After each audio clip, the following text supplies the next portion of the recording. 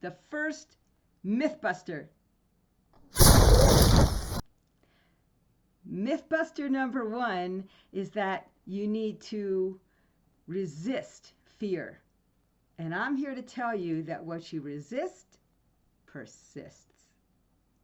And so you don't want to resist fear. You don't want to believe that you have to get rid of fear before you can do public speaking or do a video or put yourself out there. All you have to do is not let it overtake you and learn how to feel the fear and then work through it.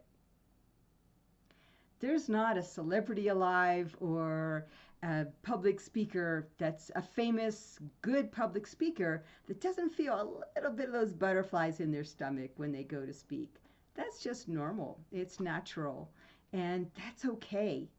You know, I teach public speaking workshops, and so often people in the workshop will say, oh, I was so fearful and so afraid and so nervous. And the feedback they get from other people is that it's not that noticeable.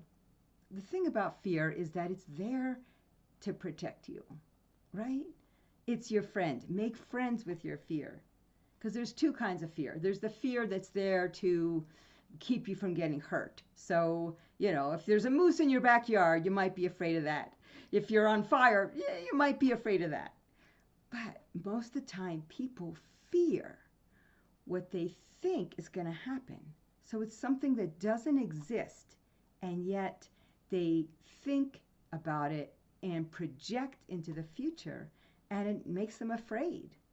So be in the present moment and don't project into the future, but work through your fear. And mostly the way to do that is through experiential exercises and through practice, practice, practice, and getting feedback. And then it'll get better and better and better.